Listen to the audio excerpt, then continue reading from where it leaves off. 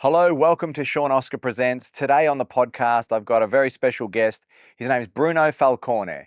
This guy is an entrepreneur that has gone through a lot, I think, to get to where he is today.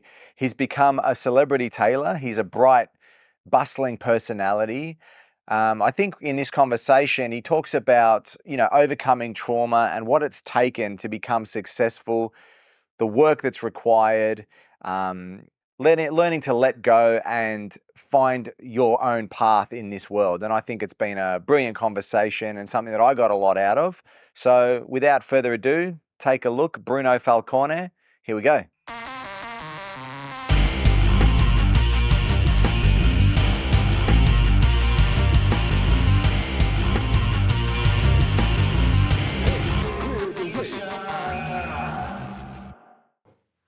I've got the AC on too, in case it's... You're making me feel so special, man. Yeah, that's what it's about. You are special.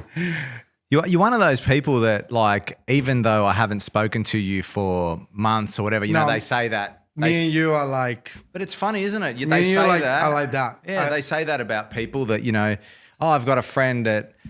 I can understand it with people that you've known your whole life, but for me and you, like, we haven't known each other that long, but we just connect every time we see each other. It's like we're back into it.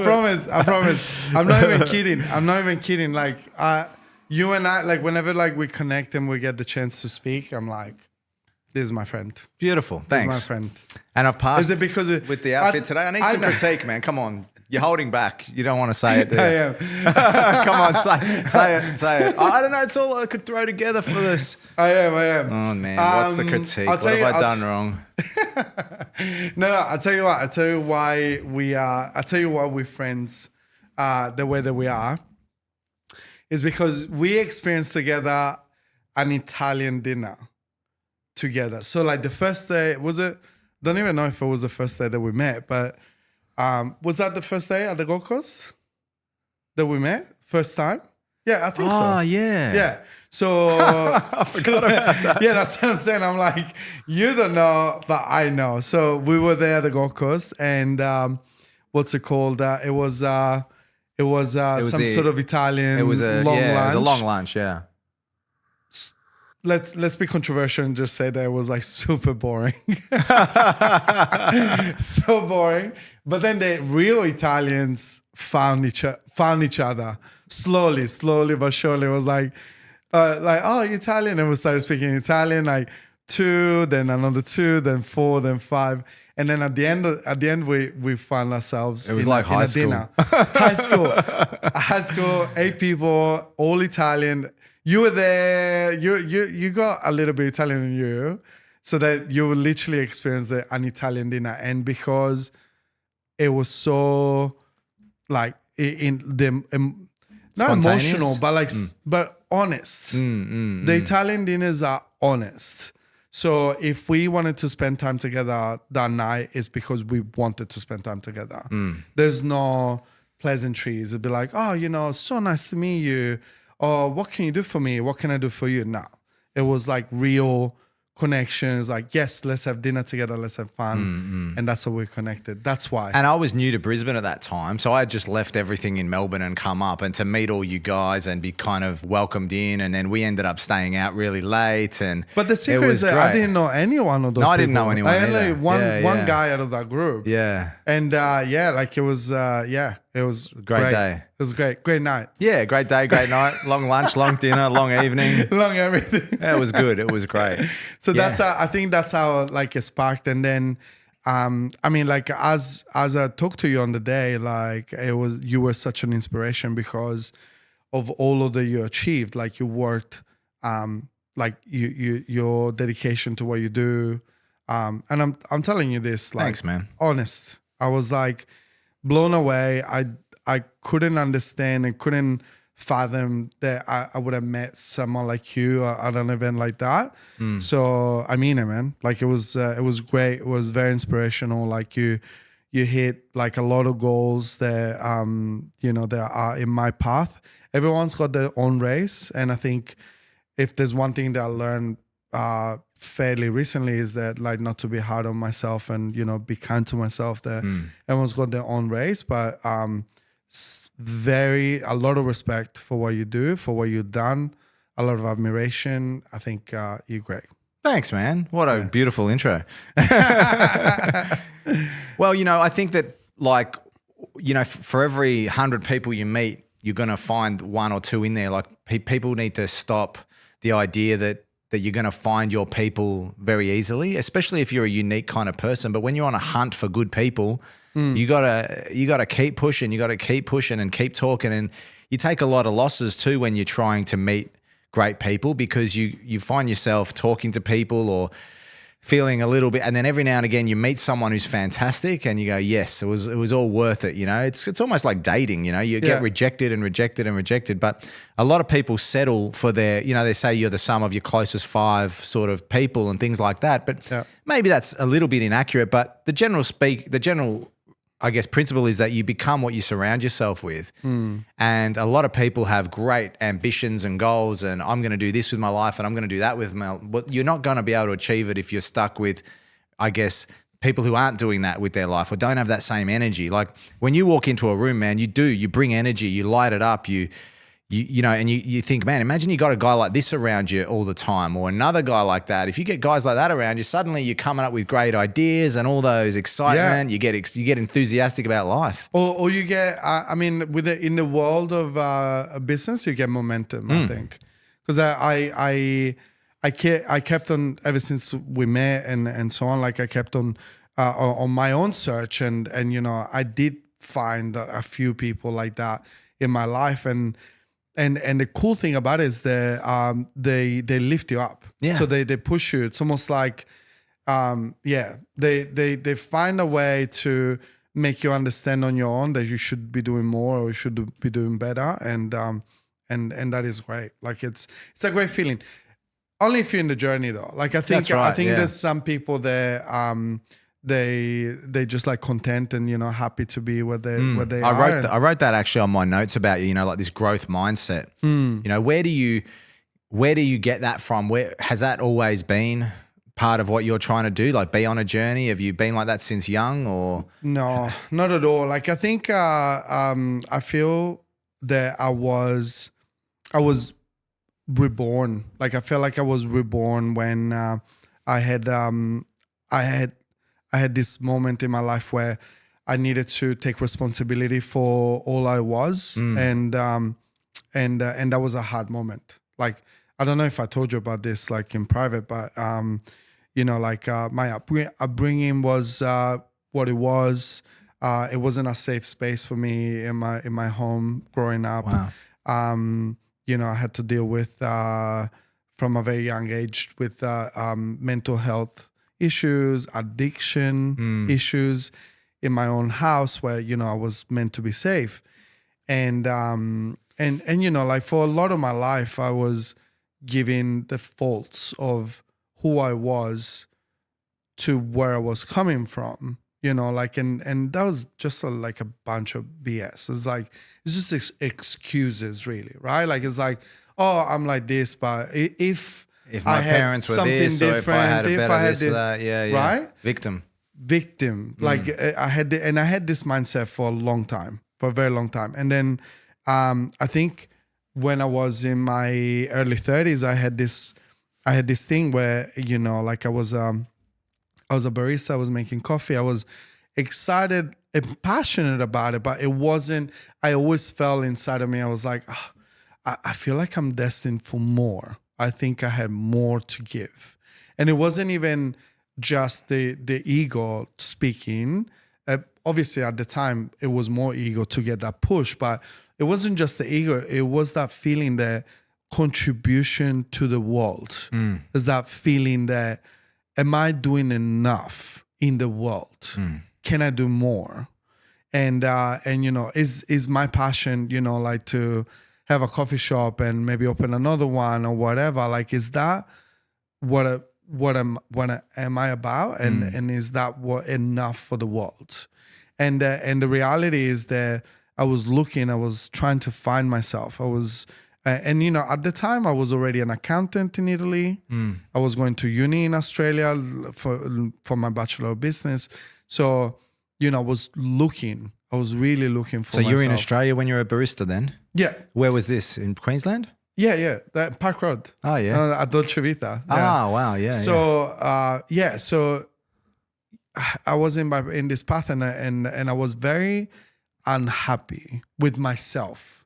My life, beautiful.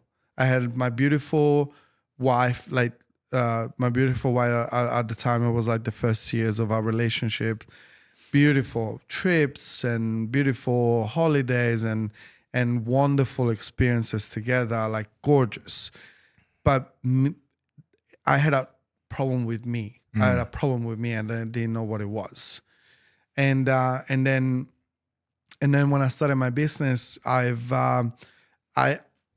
started my business as a high skill technician. So I knew how to do the job. I knew how to deliver outstanding product, but I knew nothing about business. And Explain the business though. You're talking about tailoring now? yeah. So now we're talking from making coffee, and then I was trained with the best of the best in the world. Like I'm so fortunate because I was trained by Ermenegildo Zegna, which is a behemoth in the world of tailoring, Right. where they had such beautiful traditions and such a fine attention to the highest quality in the world.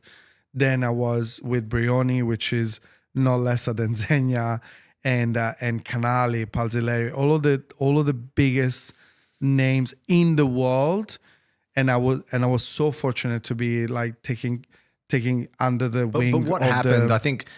I think I just want to know, like, so you're in a coffee shop, life's good, you've got your girlfriend, things are good. What was this sort of, I've got to get out of this? Did something happen, or was there a moment where you decided to go and something happened? I think nothing is overnight. So like from the coffee shop to my tailoring experience, it was and the world of like this beautiful craftsmanship and art. It was an actual motorcycle accident. So I had a big accident on my Ducati, and you're not allowed to ride anything else. Ducati Monster, naked, beautiful. So, That's the bike was naked fairings, right? And And you weren't naked as well. well, I was riding it as an Italian, so not even like gear or anything. I was like going around with my suit on the bike. So anyways, like it was a big accident right off. And I have very little memory of exactly what happened right after the crash, just like flashbacks. But yeah, I broke my wrist in a million pieces.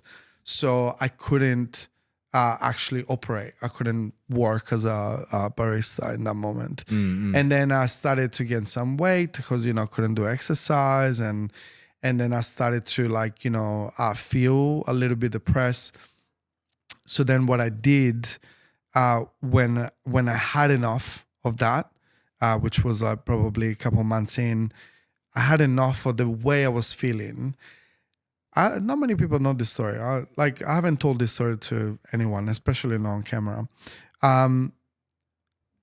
I just decided, I was like, I put on my best suit. Like I put on my 3-piece suit, I printed all of my resumes, and I'm like, and I went to the city to hunt for the job that I wanted at the time. And putting on that suit that day, it made me feel like a superhero. So I felt confident, I felt strong. I was like, that is enough of this. I need to change. And that was a moment for me. That was one of the moments. It was a moment. And when I went and I dropped off the resumes in the places that I wanted to work, and Zegna gave me a chance. So like that was my intro to tailoring. And then while I was there, like working in these beautiful fashion houses, you have that person that shops at that shops that it's like the top 1%, top 5%, and they have a different mindset. They have, and now like I feel like lucky enough to say that we have a different mindset. So they have that mindset of growth. They have that mindset where they ask you, they're like, what are you doing with this skill? Like, where are you gonna be in 5 years' time? What do you want to do with this? And it was like, and I'm so fortunate because before then, talking about surround with people that are gonna influence your life. Until then, I was hanging out with, friends, like go out for like a dance or something, like go out clubbing or whatever. But then I was kind of like almost like forced into that world, and the people with that growth mindset were around me, asking me questions all the time, and that's when I had the second light bulb, and I was like, okay, I can do this for myself. Yeah. But what I was saying to you before is like when I started my business, then I hit this wall. So all technicians, they think they can do it themselves so much better than their boss. Everybody's like, oh, I can do this like so much better. But the reality is that business, it tests you so much. It shows you right in your face all of your limitations. And people that survive that first brick wall are the people that are resilient, and they they understand there can be something that they need to be better. So that's what happened to me. What did happen to you? Tell me about your moment, like, because obviously, like, I mean, you got so much to give, and the way that you build your empire, it is just like mind blowing. So I want to know that one moment that changed everything for you whenever you were building. I think much like yourself, it's probably not just one moment, but I think you have an idea of you have an idea of how life is as you grow up, and then sometimes these constants in your life get shattered. And for most people, it's a bad thing when something terrible happens.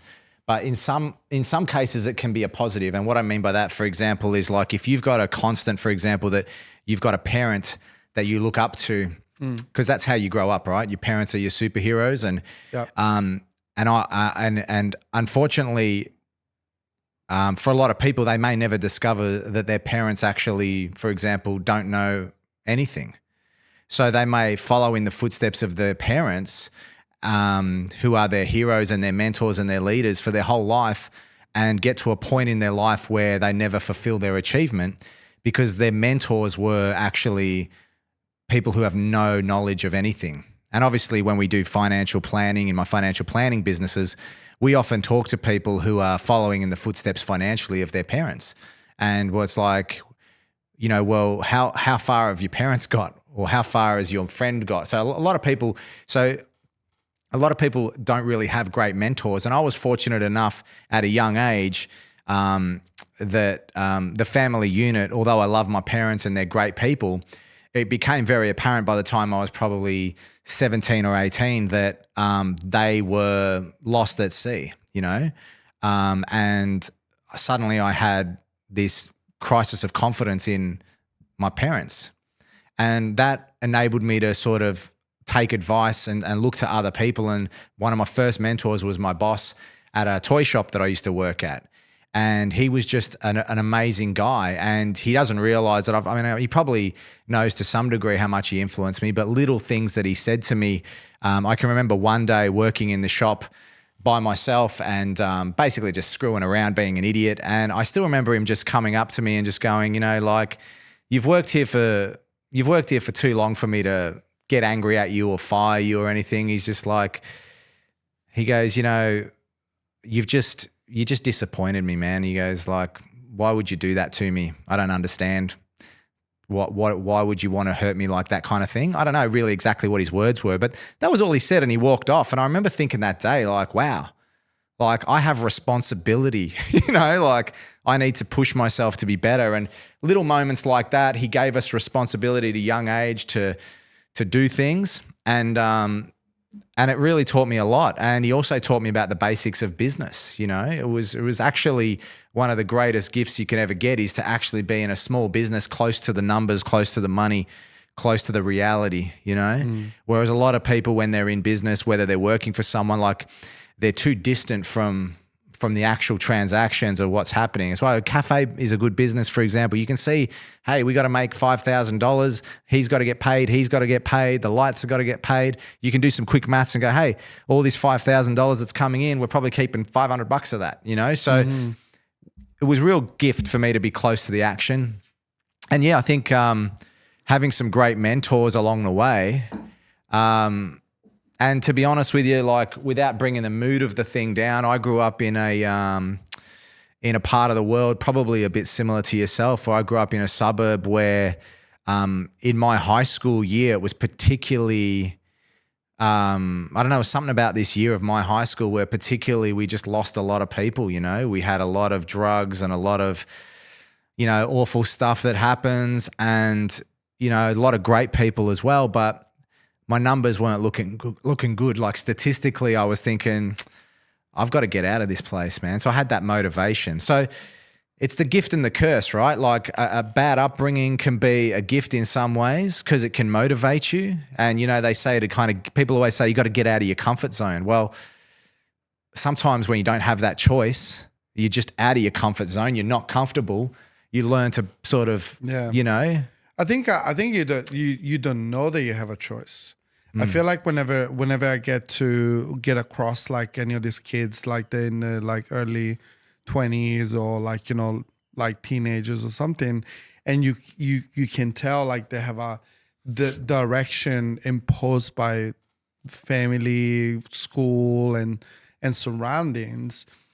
That's when, you know, like if they ask me and they're open to it, I don't mind giving a little direction. But it's one of those things that I remember, like whenever I was in the same position, like I wouldn't take the suggestions or the advice, right? So I honestly believe it does come within. Like I changed my life around just because one day I've admitted to myself that I wasn't good enough. So what I was doing, it was like there was for some parts that are related to upbringing and everything. But then the reality is me growing up within mental health, addiction, and violent surroundings, it has nothing to do with me at 29 going partying all night and just doing the bare minimum and then save some money, go on holiday to make me feel better, and then do it again and again and again. So that's when I looked at myself and I was like, and I decided to be honest with myself and say, you can be more than this, and that's what it was for me then. And you know, you can lead by example now. Like you can actually be an example, because I think the other thing that I didn't have growing up was technology and devices. You know, like what happens now is a lot of people have that thought creeping in and it's uncomfortable. Like we were saying, get out of your comfort zone. You're sitting at home, you're overweight, you've got no real prospects of making any money, you've got a bad relationship, you've got bad relationships with your friends and family, and all this stuff starts to creep in and start to really push you out of your comfort zone, because that's when you're about to go, fuck this, I'm about to change my life. But then you get on Instagram for 4.5 hours, scroll through the mindless crap, watch pornography, drink alcohol, go to sleep, and just push it back to the next day. And I thank God I never had that around me when I was going through my sort of transformative years, because I think that those sorts of things can, you know, can amplify, you know, can pull you away from it a lot easier. And it's Absolutely. a lot, I don't ever say there's still, in the same way, I guess the moral of the story is no one's coming to save you, man. You know what I mean? Like just as there is now, as much stuff pulling you towards the good, because Instagram can always have, you know, you got David Goggins, you got Tony Robbins, you got all these guys on Instagram as well. So you have access to all the good and access to all the bad. And I think it does come from within. Like you're saying, you've got this fundamental sort of grit in you that pushes you.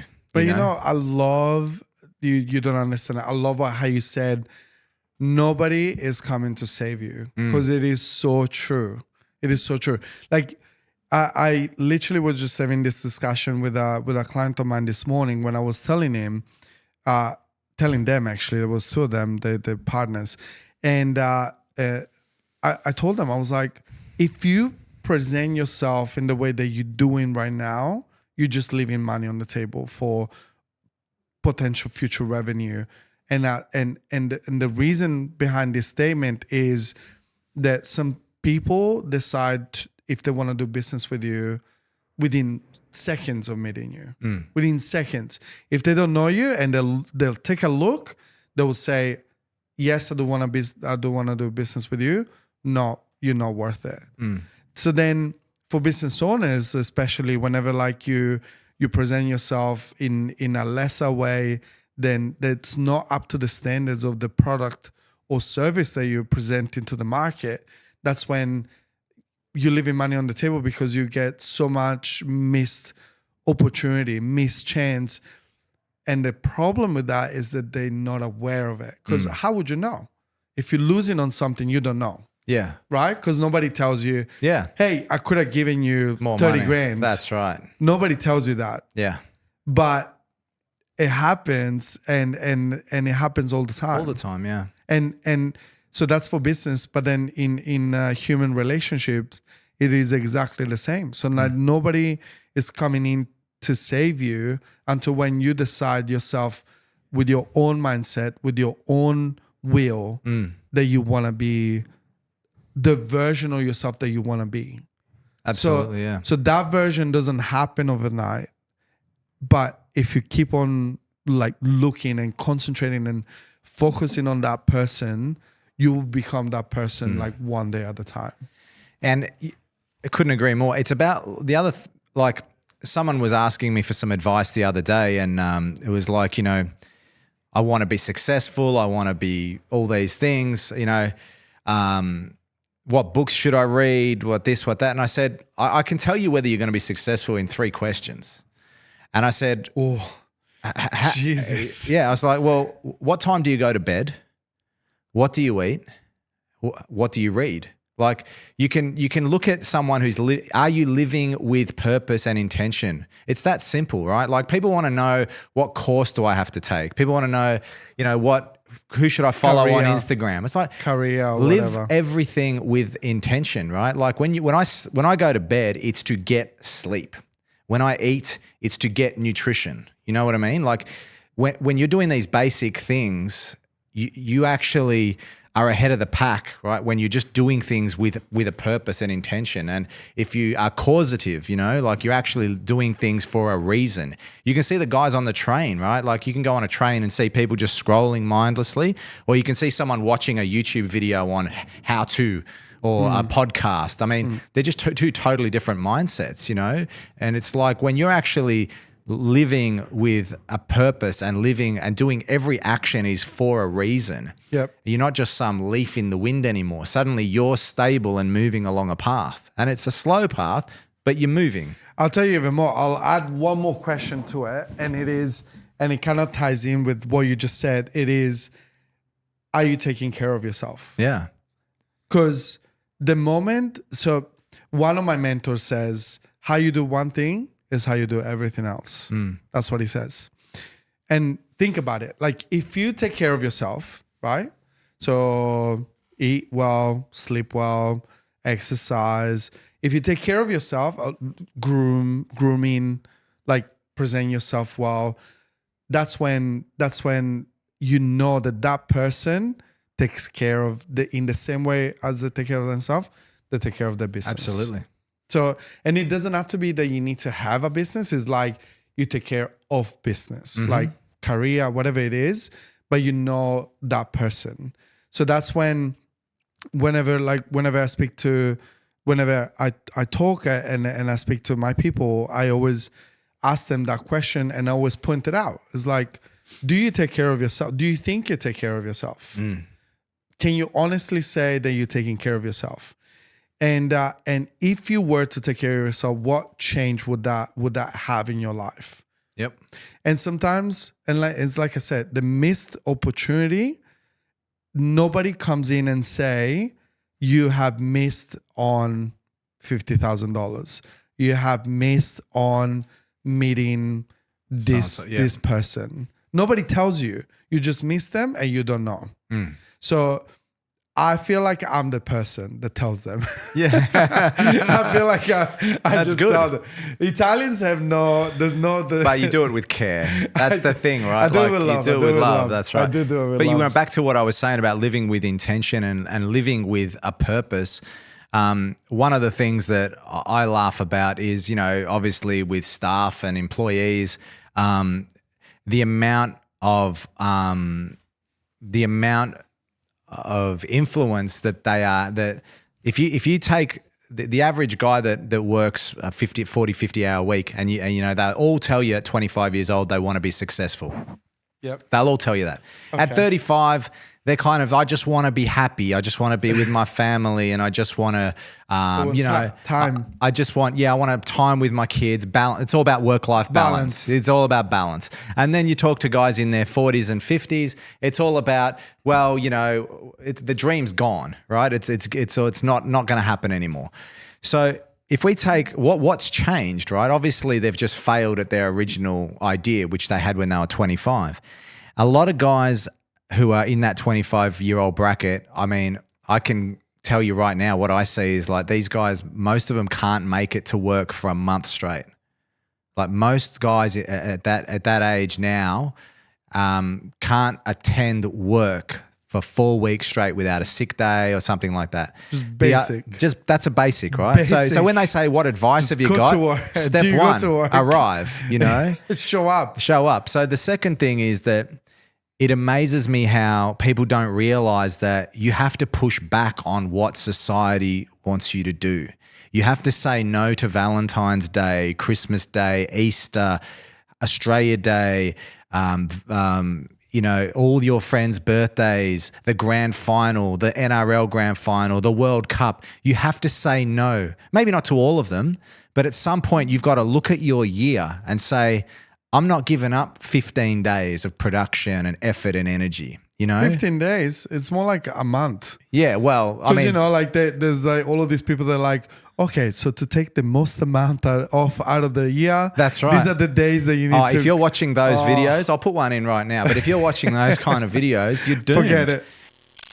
Here's how you can maximize your annual leave in 2024. If you take off Monday, January 29th, you could have a 4-day holiday using just 1 day of annual leave. In April, use your annual leave on the 2nd, 3rd, 4th, and 5th, and you could get yourself a 10-day holiday using just 4 days of annual leave. For a 4-day holiday at the end of April, take your leave on Friday, April 26th. You can get a 5-day holiday in June if you take annual leave on Friday, June 7th and Tuesday, June 11th. And in December 2024, you could get a 12-day holiday using just 5 days of annual leave. And it's unfortunate. It's not a path to happiness. No. You know, they say like there's a great example of the lion in the cage. You know, there's a picture of two lions. One is a sad, skinny, you know, unhappy, unhealthy looking lion, and the other's a lion standing on top of a rock with all its pride, you know, and it's all its, you know, robust and strong. And one says one of these lions has its meals given to it every single day and doesn't have to worry about anything. The other has to fight for survival every day, you know what I mean? And that's the reality of life, you know? Yeah. So these people who are striving for this socialism basically and this sort of unproductive lifestyle, I'd do it too if it had happiness at the end of it, but it doesn't. It's just weakness and sadness, you know, and living to shirk the system, you know. I think that what you like, literally what you're saying right there, it is about like if you take it a step further, you're looking at the mindset, which is, do I take or do I give? So do I take all of the days off and do I take as much leave as I can during the year, or do I give my best to all of the days in the year? So please, like by all means, like, you know, enjoy the time with family, enjoy, you know, the moments with friends, enjoy the gym, enjoy everything, right? But at the same time, I think you need to really think of your goals and whatever you do, it will have like a result at the end of it. So like you said, if that's a lifestyle that you're looking at, I mean, when I go for dinner with my wife and with my kids, I don't know if it happens to you, and you have like a restaurant, so you see it, right?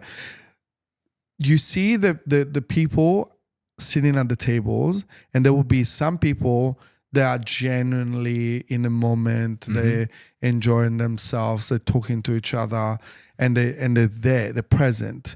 And then there are the people that for some reason they're upset, they don't talk to each other, they're on their phones, and I mean that's the reality, right? Like you can enjoy yourself on your phone and do whatever, or you can take a moment and really enjoy life and for what it is, and whether it's your partner, your family, or whatever it is. So, and that applies to the rest of the life. Like it's absolutely. Do I take or do I give? Absolutely. And the people who are giving and working, and it's funny how people who work more, who are not counting the hours, who are just doing, are also less sick. Their mental health is a lot stronger.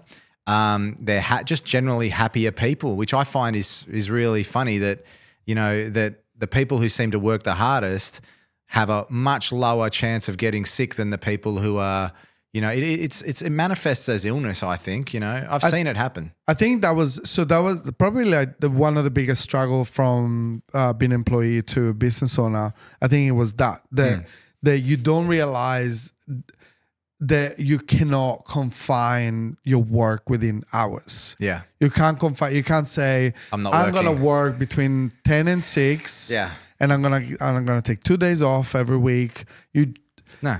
Like, I mean, you can, and you'll be very, you wouldn't be successful doing that from day one. So, I mean, maybe later, but like from day one, you can't do that. So I think one of the biggest learning was that, and I'm to this day, I'm still hustling. Like you don't count the hours. Like, like if you see what I'm doing, it's like, I mean, I'm flying around like Sydney, Melbourne, Bali, whatever it is, Dubai. Like I'm all over. Like I'll be in the US in November. Like it's just like, but I cannot count the hours that I'm working. No. And also, nor should you. Like it doesn't matter, right? Business is life. I'm enjoying life it. is business. You're happy. And it's living, That's it's right. living. You're hunting for that next meal. It's all part of it. It's just a totally different mindset. And, it's not for everyone. I understand that. But it also goes to show that, like, even if you're an employee and you've got staff, giving them a results-based job is also a way to instill better results or better morale in your employees as well. I find that, everyone needs to be rewarded according to their output. Just because it works better that way. You know what I mean? So even if you've got a secretary there who's a 9 to 5 type, work out some way to incentivize or work out some way for her to be cause over her income, or he or she. Like I think at the end of the day, there's a lot to be said for being rewarded for the work you do. And when you fly to Dubai and like you just came here straight off the plane from Sydney, there's a joy, there's a fun to it. You're living, man. Yeah, it's of living. course. You know what I mean? And that's what I'm saying. I think I stopped doing that. There's another mentor of mine that talks about leverage, right? So now I have a leverage problem right now. So I need to understand how to train, how to leverage what I know and make it a little bit more available, like and scalable. So it's not me doing all of this kind of work. But the moment that I think the stages, right? Like at the beginning, you hustle, you've gone through all of the stages. So like, I don't know why I'm telling you this. No, but it's but people you know are listening. it, right? Absolutely. Like it's the next stage is leverage. Understand how to leverage it.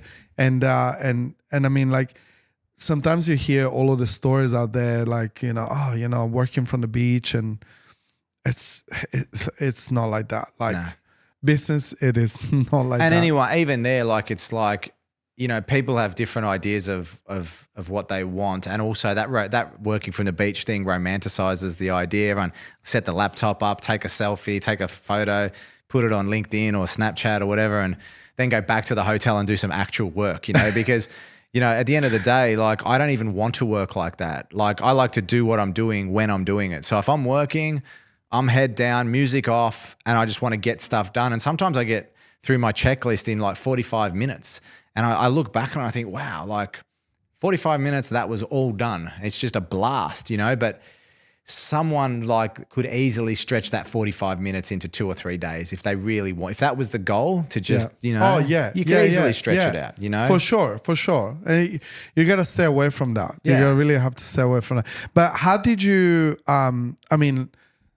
how did you get into this like mindset? Because you told me about your like one of your first mentors. You told me about like how, you know, like you learned about business, but then at some point you had to dip your toe in the water, right? So like, well, I think I had, for me, it was just sales, right? Like understanding that sales is not a dirty word. It is everything. And I just love sales. And I used to just I worked as a guy that sold. So back in the day, before modern technology, they'd host seminars and I like and modern, you make it sound like we are 100 mate, with years old. Neanderthals, yeah. But no, this was how I Jesus. used to do it back in the day, where I got a job working for a guy who was like a real estate course salesman, and he did this seminar to real estate agents, and I was just working there as a you know, a casual. Model like representative. And my job was all of the hot people are always reps. And this guy told us, I was with about 5 staff, and he told us to just basically practice using the credit card machine, which was back the old crunch, you know.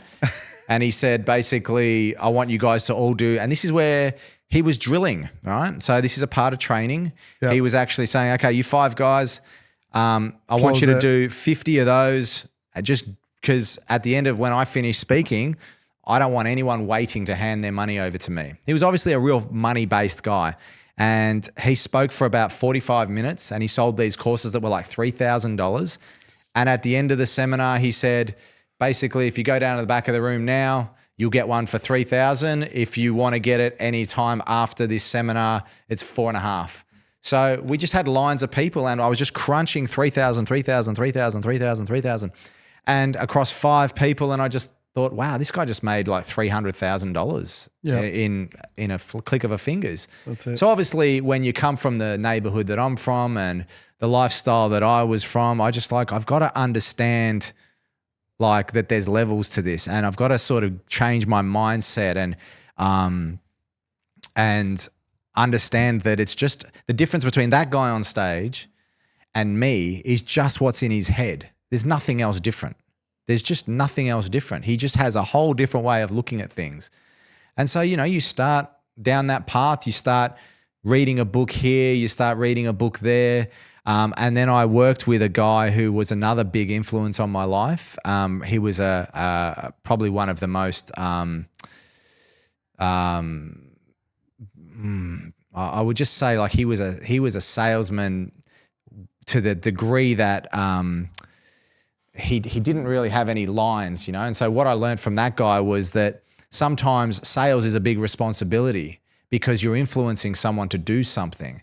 And if you influence people to do things that are not good for them, say you're selling things that are bad for people, eventually you stop your willingness to sell, you know, because the knocks of selling a bad product to someone really cut you down. And I think you don't last very long. And I saw that longevity in an industry, you might last 5 or 6 years selling junk, but you need to find a product that's awesome, and you need to find something that helps people, and you can sell that forever, you know? And so I got into the finance game, you know, and everyone needed, you know, something that everyone needed too, which was mortgages and then investment properties and life insurance and income protection and all those basic financial products, which I thought were all very, you know, I guess you could make a moral argument as to it, but the bottom line is we all use it and need it, and people buy their first homes and stuff. It's a beautiful thing. And so I got into that industry. It's look, to be honest with you, when you were talking about helping people, I mean, sales, like a lot of people, they look at it as a dirty word because they know very little about what sales is. Because I love sales. Yeah, I love sales. I love sales. And I love it because every time that I sell something, it is never about me. Never. So my mindset behind it, it's literally, it's you. Like, why is this important to you? How is it going to change your life?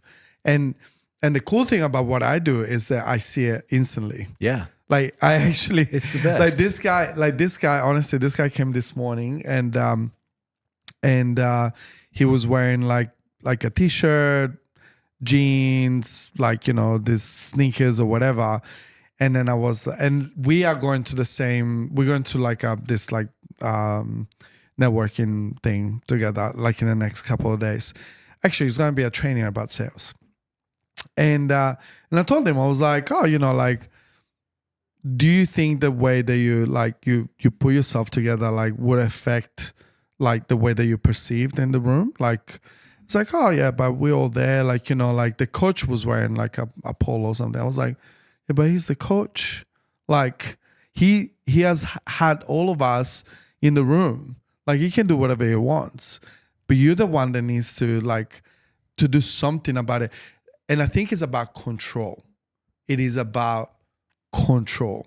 So right now, a lot of everyone thinks that they don't have any control over how you're perceived, right?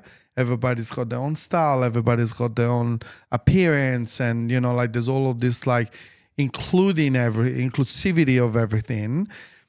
I have nothing against inclusivity. I have something against the fact that you don't know that you can control the way the people perceive you. Absolutely. So especially within a business setting, I'm like, you gotta be yourself in the way that you are, so that you're internal and truthful. You be yourself, but then at the same time, you have to be able to appear to the room. You have to dress for the occasion. So literally, I was like, try on this shirt. So takes off the black t-shirt, puts on the shirt. He's wearing jeans and leaves the jeans on. I'm like, let's change the sneakers. What is the sneakers? He was wearing gym sneakers. Put on a pair of just Oxfords or something. Put a belt, tuck in the shirt, put on a blue jacket. The guy was tingling. Wow. He was looking at himself. It's it started standing straight. It was smiling the whole time. He switched his own energy. I didn't do anything. I didn't tell him anything. I didn't say, oh, that looks great, because that would be dirty. Yeah. Oh, you look amazing. Oh, that is perfect on you. Please give me money. That is not the case at all. I put it on and be like, how you feel? It's oh my God. It started jumping around and wanted to film a video straight away. Yeah, I was man. Can't wait to sure, let's do it. I was like, yeah, we'll do this or do that. But then that change, it tells you everything about it, because it's instant. And I see it. Sometimes I see it. So you can't tell me that that's sales. You can't tell me that that's a dirty No, it's great process. I always tell my sales team, the word is a sleazy, sleazy salesman. I said the definition of sleazy, I had to sort of define these things early on. One of my successful traits as well, and we'll talk about it after the pod if you like. I'll show you a lot of my policies, but I write up everything as well. That's one of my key things. I write up everything, and I've even got a policy on what a sleazy salesman is, and it's very simple. A sleazy salesman is a salesman that has more interest in the sale than the customer. That's where it becomes sleazy. Real simple. When it's better for the salesman than it is for the client, that's sleazy. Real simple. So you just ask yourself, is this better for me than it is for him? I'm going to make $1,000. What's he going to get? If he's not going to get at least $1,000 worth of value or joy or whatever, then that's sleazy. Real simple. So that's how I clear it up in my mind. And I'm so proud of selling that when my first kid was born, they asked me what to put on the occupation of the father. I put sales. Love it. I put salesman as my Title. as my occupation on my daughter's birth certificate, because that's how proud I was of it, because I really thought I had just done so much good. I'd made so many friends. I'd made so many great, like helped so many people with so many of their problems. And I really did feel that, you know, sales was the thing that opened the door for a guy like me to have a great life. Then came the administration.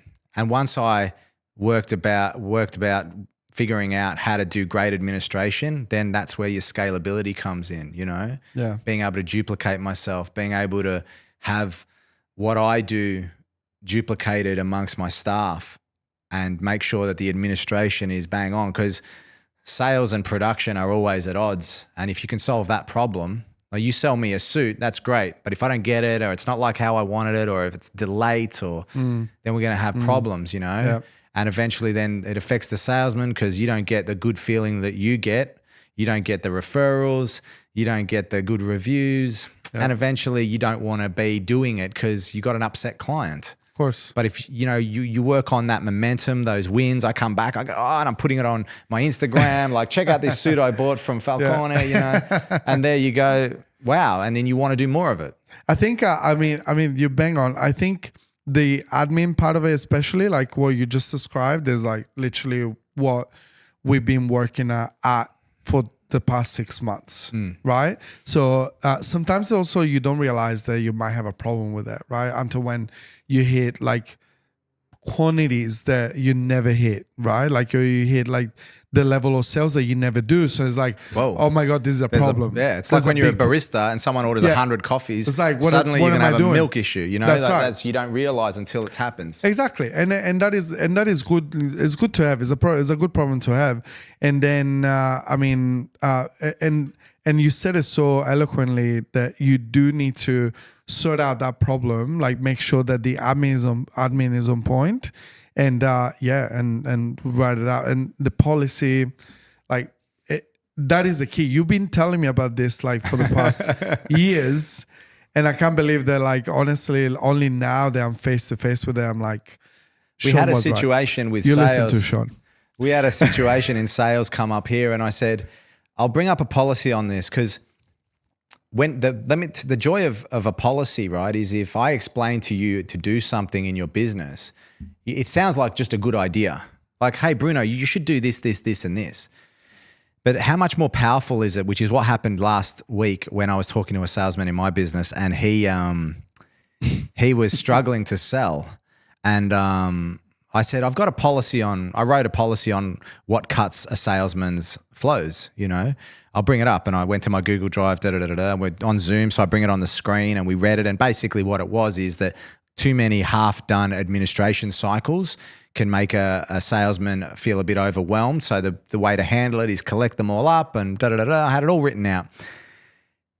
And then I scrolled up and I went, have a look at this, and the date on it was 2004. It was 20 years old. The policy was 20 years old, and that carries weight. When someone who thinks you're just giving good advice sees that you wrote something in 2004, wow, he goes, wow, that's you wrote that in 2004. Like, it's not something new, mate. First thing, right? It's not a new problem. We've had it before. Yeah. That's the first thing. And it shows that you actually are addressing it as a professional. You're not getting into emotions and feelings and just try this, try that. No, we found this worked. It worked in 2004. It's going to work today. You know what I mean? And those simple things are, you know, very great for they're the best thing for transferring your philosophies and ideas and culture to your staff. You know? I love it. Like, this is absolutely awesome. And plus, that creates that culture of win-win. Yeah. Win-win-win. Like, your clients will win, your salespeople, like your people in general will win, and you win as well. Absolutely. So, I mean, I think it's great. And I mean, like, talking about the sleazy salesman, like you were describing it perfectly. The way I look at it, it's a win-lose, right? Yeah. So whenever you enter into a win-lose, that's when you need to question things. There shouldn't be such thing as I'm gonna be okay with it, because why would you be okay with it? So if somebody so if you're losing and they're winning, you just have to remove yourself from the situation. Yeah. So I'll distance myself. If you're winning and they're losing, there is something wrong with it. And you need to stop it yourself. You need to have that strength to Absolutely. be like, no, Nah. this can't happen. Well, we are inherently good, right? I believe that. I believe people are inherently good. And I believe that we reduce our ability when we notice, whether subconsciously even, we make ourselves unhealthy. We make ourselves probably getting a little bit sort of mystical and magical for some people. But for me, that's how I feel, right? I feel like I'm at my best when I know I'm doing good and I'm doing the right thing, and I'm at my worst when I'm not. You know, when you do things that you know you shouldn't do, or and then you feel it mentally and it affects you physically. And I think that there aren't many businesses that have lasted on the win-lose strategy, right? You might find some stockbrokers there. Look at Jordan Belfort, the Wolf of Wall Street. Yeah, okay.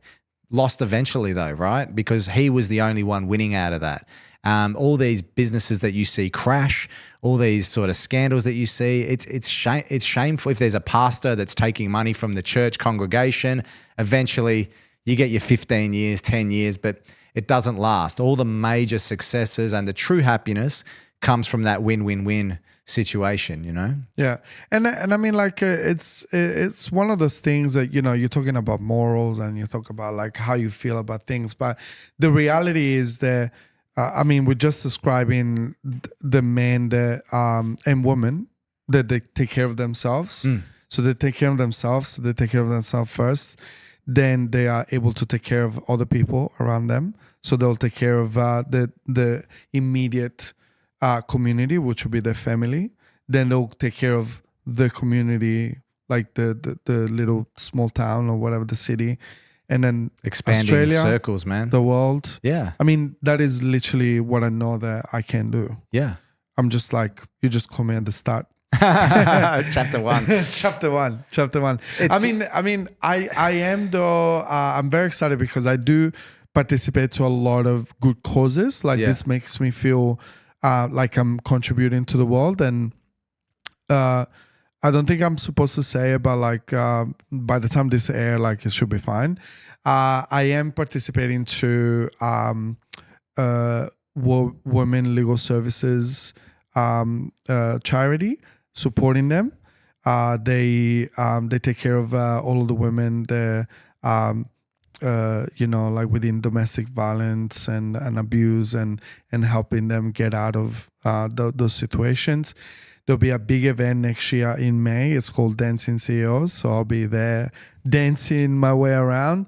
But the important thing is that my personal goal, it's $100,000 I want to raise for them. So Wow. that's what's I out just there now. wanted to mention it. Because I think it's that's a it's noble important. cause, man. And that's the thing. Like, you take responsibility for everything, and I think I guess one thing that my brother and I always say is like, you can't serve two masters. You can't sort of say, I'm going to be a really great businessman. I'm going to be ethical and moral in my business, and then I'm going to on weekends, get up to no good, right? Like. Or you can't say that you're going to do A, B, and C, but then I'm going to do it. It just doesn't work. You need to pick a side. You need to pick a team, and you need to really hunker down on. And anyone who's trying to do that sort of 1 foot in, 1 foot out, you'll see it with football players. You'll see it with sportsmen. You see it with celebrities. Like they're trying to put on a certain image for the camera and then do something behind closed doors. It always ends up terrible. And I think keeping yourself in check across all of those, like expanding concentric circles, like you sort of started with, looking after yourself, looking after your family, looking after the environment. You can't look after yourself, your family, and then sort of rip off the local primary school. It's not going to work out that way, So it's all about sort of understanding that everything has an equilibrium, Yeah. I'll pick the Italian team. So tell us what you're doing, man. I think one of the things that well, before I tell you what I do, because I've known you up to so much. I know, Okay. I wanted to ask you a question because I think. Welcome to the Bruno Falcone podcast. So I want to ask you a question. So you are incredibly successful. Like you thanks, have, you are very giving. I mean, all of my experiences with you, they've been absolutely amazing. We literally just filming basically a dinner that we would have off camera. Like this conversation would have happened off camera. Correct. And that's the truth.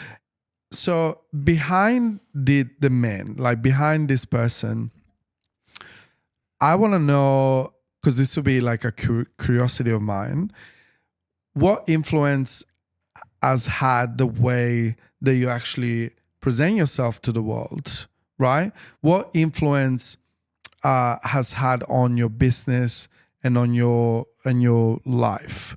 You know, you present yourself in a certain way, which it doesn't mean suit. It means that you take care of yourself, you grooming, you dress in the way that you feel more confident and comfortable. So how did that affected your life, your business and your life? So how does, like, I guess I don't really understand your question. So are you saying the like way that you how, present yourself? how the way I present myself affect? So the way Yeah. that you present to the world, like in a physical term. So like Yeah. it's not like your brain, because Yeah. obviously people can't see your brain. So the way whenever you walk into a room, Yeah. you look a certain way. I'll How tell you, does I that got the affect- answer. You've got to have identity. I know how to actually back myself up with a face-to-face conversation with someone and hold my own that can get past the red sneakers or get past the ripped jeans or get past and sort of, you know, and I think that when you do show up and you've got the confidence to carry that some I wouldn't say crazy outfit, because I still want it to be stylish. I don't want to be weird. I want to be in that pocket, which is sometimes hard to get. But I think if you can pull that off, you also have to bring your game. You can't be, you're not sitting in the back in a gray, invisible outfit. You're there, you're front and center. You know, people are going to talk to you. People are going to say, "Hey, where'd you get those sneakers?" Or people are going to say, "Hey, I love that tie," or the pocket square looks good, whatever. You know, I'll tell you a secret, because I think, I mean, for a lot of the listeners as well, like, so they'll recognize themselves in this. I think that you are magnetic, right? So you walk into a room and I saw it. Like I saw it myself. I see people come to you. Because of what I do, I know the other side of the coin. I know that a lot of people, they struggle with getting attention. They struggle with being okay with themselves. They struggle with themselves. So what you just described is literally what I think you said it's not for everyone, but what you just described is something that it can be taught, it can be achieved. But like you said, you got to be true to yourself. So it works for you because you are true to yourself. Like, this is big S. Like, this is me. Like, you know, like I'm proud of who I am.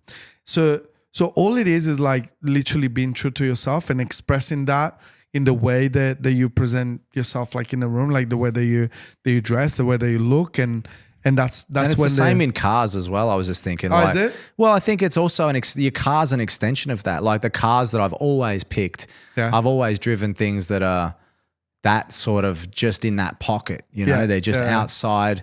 They're not crazy, but they're also very, you know, Says the guy with a Ferrari. has a taste, you know, has a certain taste, you know. You can't say that. Anyway, but it's, You can't you know, say that with a Ferrari. well, you know. But look, I actually, I mean, I do like the way that you describe yourself. So like the idea, the reason why I was asking the question is because, you know, like behind the success is always attention to something, to details, or attention to something. So whether you realize it or not, because I listened to what you were saying, but whether you realize it or not, you did put attention to the details that maybe some people don't. So you buy the yellow sneakers and it's like, is this me? You buy the pocket square, is this me? right? Or more than buy, like you wear it. Like you wear your pocket square and it's like, is this me, right? So then once you're okay with it, then that's how you run with it, and you probably feel your most confident and powerful self. So for me, my job, because you were asking for what I do, so my job is whenever somebody comes to me and they're struggling and they say, I'm not heard, I'm not seen. And I know that I can be heard, I know I can be seen, I know I deserve it. So that's when I help them. So, I mean, it's silly, like, because the physical things of it is I take measurements and I'll be your Italian tailor. But the reality is that what I do has very little to do with suits. Yeah. Very little. And it's something that I realized with time. Like, Yeah. I didn't start it like that, but this is where I end And I up. think that those who are successful in their business will realize that it is actually about the result is far more than the product, you know. so like, much. you know, you mentioned a Ferrari before. Well, you know, like I have a very old Ferrari, by the way, and it's something that has a lot of family history. But that car, I mean, it doesn't just, you know, you go for a drive in that car and it's like it isn't just a car. It isn't just something, like there's so much more to it. It's an experience. It changes the way you look at the world. It'll change your life. And if you actually can be a proper communicator of ideas, that's what a real salesman does, right? Like he's actually sell the vision, the things that you're trying to actually, when you sell someone, you know, you get someone a mortgage, right? Yeah, I'm just a mortgage broker. Really? Well, because you did the paperwork correctly and got it done on time, that person was able to put a bid in on that house, which means their family is going to be able to move into that, and it's close to that school. It's all these things that they wanted. And if you had have blundered that, you may have pushed them somewhere else, but that was the one they wanted. You got that for them. And, you know, that's actually what a mortgage broker does. If you're good, you know that that's what you're doing. If you're just a transactional guy, you're just getting dollars, and people will really not really respond well to that. Or you'll be in that middle row. You know what I mean? Yeah. It's the same with coffee, right? You know, why do people choose so precious about where they go to get their coffee? It's not just I think the that's coffee. just us.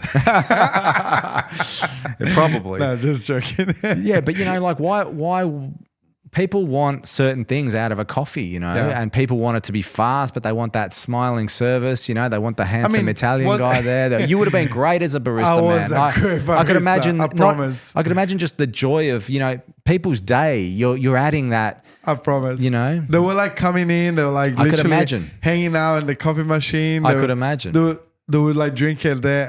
It was You'd ridiculous. know people's names. You'd know people's orders. Yeah, yeah. You'd know what their family. You'd know about how they're going, and you'd just be a great. And people don't realize also that they can give that. So you could have stayed there, right? You could have done that job and given way less. Isn't that funny? You could have worked way less and enjoyed it way less, but you did way more than you were asked to do. You chose to do that extra work. You chose to invest in it, and you probably weren't even counting the hours. You probably loved it as well. Oh yeah, it was awesome. Yeah, and I mean, and how about you? Like your like, what is the team? You know, like that you have now? Because like now you have like so many different businesses.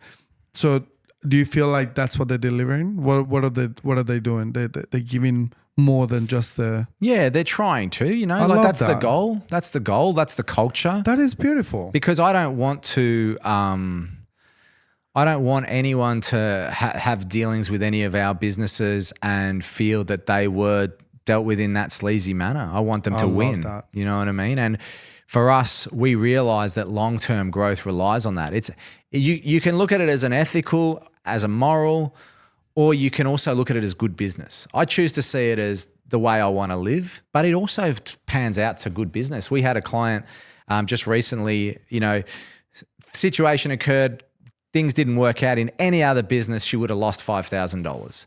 You know, we went into bat, we solved the problem, we worked it out, got her money back, put in some of our own money as well to make sure she wasn't put out by it at all. She writes a 5-star review. she's coming back, and everyone in this office just feels like they're happy to work here, you know. And for the $1,000 that it cost me, you know, to make sure it was done right, and people see that I'm invested, people see that, you know, that's our culture, that's how we work.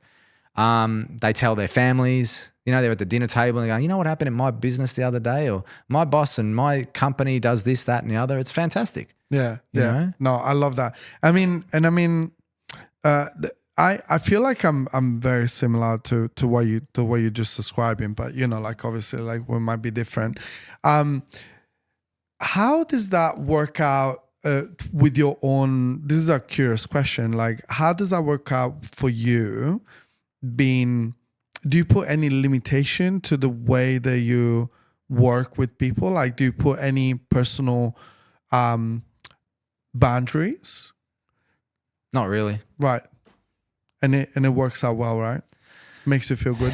It's one of those things I decided, much to everyone's disagreement, back about 10 years ago, when people would say you can't be friends with your staff and things like that. And I said, well, I don't want to be in business if I can't be like that with my staff. Yeah. I said, I'm just going to do it. Or with your clients. Yeah, I'm just going to do it my way. That's my style. That's my identity. Yeah. That's Big S.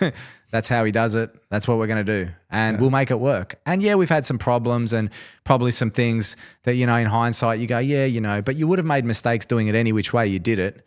And I look at it now and I've got a really great relationship with all my staff, all my customers, clients. They'll call me on a Saturday or a Sunday. I don't care. I'll answer. You can get me anytime. That's the thing I love when I can't get onto people. I know I'm busier than most people. Yeah, I'm easy to find, you know. Yeah. And when people tell me they're busy, I kind of just, okay. Yeah. You're just different. We're not. But you know, like I'm busy. It is always it's just an excuse, because that's what I've talked to about, like, you know, the people like within my inner circle, and it's like what you said at the beginning. Like, we don't have to catch up every like weekend. We don't have to catch, but we know that that relationship is there. So whenever we do hang out, it's back to where it was. Absolutely. But I think that there's a common courtesy and respect that people don't realize they're actually destroying their prospects of success by not replying to text messages and not being a good communicator. For me, communication is king. And if you want to talk about sleazy, well, I also know that there's people that I can message and get in contact with no matter what's going on, whether I want to do business or not. And then there's people that will only be in contact if there's business. Suddenly we're talking 3-4 times a day when there's a deal on the line. But if there's no deal on the line, it's a very different scenario. And for me, I think it's one of the biggest noticeable indicators of success is how easy people are to contact and how much they respond to their communication. Wow. I think like a mentor of mine told me something about this specifically, right? And it's funny how throughout the whole thing, we're like, a mentor of mine, because it's like literally, I mean, that's one of the keys of success, I think, that we haven't mentioned. It is to have mentors. Yeah. To have people that take care of you and you know, like they've done it before and they help you out, right? But I'll tell you a funny story. So like for me, the messages, right? This was like me years ago. And the way I was approaching business at the start, it was the way I would approach dating, right? Be precious about it, right? Be like, you know, you look for me, like you message me, right? Like, and that's how it was. But what you just said, it is so truth, because people see it right through it. It's like, if you're answering me, it means that you care for me, and it means that like that you're there for me. So it kind of like, I just wanted to mention that it is not dating, it is being married. That's right. It is not dating. Like when you do business, you're married. Yeah. You just have to take care of that. I think that's a great way to look at it. Yeah. Right? Yeah. And I think you and it's genuine. Well, the other thing is like, I love texting people. I love, getting 100 messages and flicking back. I know. You and I think we were I love texting it. like at 9 p.m. Yeah, last night. I love it. Like, Or later, it's I don't great. know. We're talking about fun stuff. Now, Yeah. if I want you to think that I've got, like, if I want you to think I'm important, if I tell you I'm important, it carries no weight. But if you ask some people and they say, hey, Sean's a really this guy or that guy, what people say about you, the expression, your reputation precedes you, that's actually the truth. Everyone knows who you are before you get there. And if you're not that, you're not that, But, being stingy with text messages or giving thumbs up answers to things, that's not going to make me think you're important. Yeah. You know what I mean? Yeah. Or, I mean, like, I do get some thumbs up, but those ones are celebrities. it's like, Of I'll course. see- I mean, look, like, whenever they're very, like, there's whenever levels they're very to it. successful, There's levels right? to it. Exactly. So, if like, you've got 5 million followers and you're someone, and let's be honest, the power dynamic is different. There's more in it for me than there is for you. Like if I'm Correct. trying to get a podcast with,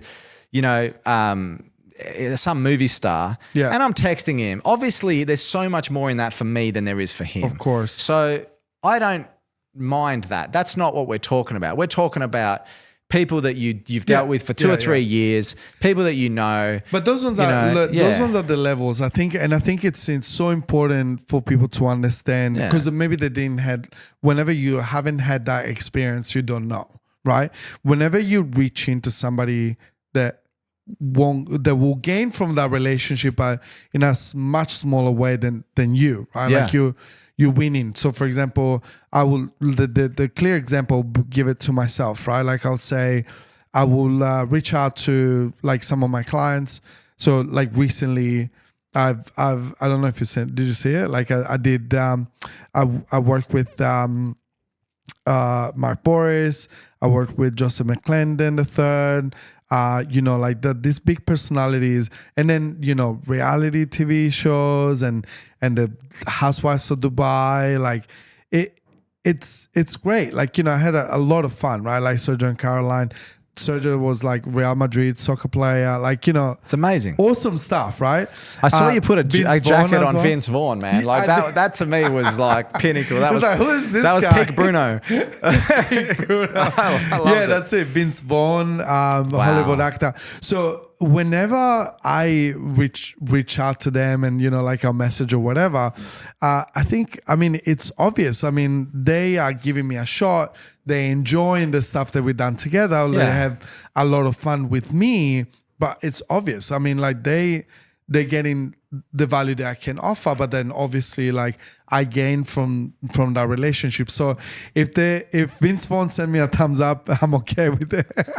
We're not exactly, and he is, He's awesome, by the way. Tell us about Vince Vaughn. Oh, I can't believe it. Like honestly, it was just I couldn't believe it. Like when I went on stage with him, and it was just so warm. Yeah, a warm person. Yeah, because I went on tour with him. Like he was coming. He came to Australia, and it was Melbourne, Sydney, and Brisbane. And every turn, every interaction, it was genuine, right? So like it's not putting it on. Like that's how he is. And then when we went on stage together, he was so kind. He asked me. I've asked him actually. Like the one of the questions I asked him, it was, how he deals with like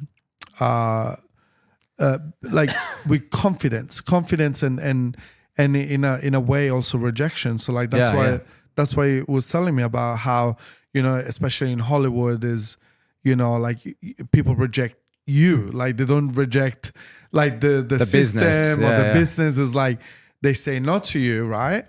And he said to be truthful to yourself, and when you are, the right opportunity will come around. And literally, if you were to translate that to us, like the everyday men and women in either in business or in life, that's when you have to be true to yourself. You have to be true whenever like you are in a room with people. Like you don't put up a face, you don't put up something that's not you. And that goes in my line of business, even in the way that you present yourself, like Absolutely, in the clothes, the style, like the fits, like everything, the colors that you use, all of that needs to tell the real story of you. So a lot of people, they don't know. I mean, that's a cheat code. Like there's 3 things that the cheat code is 3 things that make a big difference in the way that you perceived. So the 3 things are colors that you wear, is the fit, how the garment like fits on your body, and is the style. So colors, all of the colors have a meaning behind it. So blue, like, calming, relax. Darker blue, a little bit more powerful. I mixed it with beige, a little bit more casual, right? So all of the colors have a meaning behind. And whenever, like, whether you like it or not, people get a feel out of it. Absolutely. Right? And then you have the fit. So for your body type, there will be certain fits that will be best to appear the way that you want to appear. So whenever something is oversized and you didn't want it to be oversized, and you look a little bit shabby, you look a little bit like you're not put together, you're not looking after yourself, too tight, a little bit arrogant, like, like you trying to be something that you're not, right? So the certain fits will fit different body types. And then lastly is the style, number 3 in the cheat code. So the style is what tells a lot about your personality. So whenever you talk style, what I mean is like the actual types of garment that you wear and you put on. So all of us have their own personal branding, whether you like it or not, like whether you're a public figure or you just, a stay-at-home mom, you have your personal brand. And people decide to associate with you based on that brand, especially at the beginning. After a while, like, it can be a lot more, I didn't know that you were so cool. But at the start, people associate Absolutely. with the people that they want. You walk into a networking room, and the harsh reality is that there's A players and there's B players. The B players, they catch up. The A players, they catch up with each other. It's a natural divide.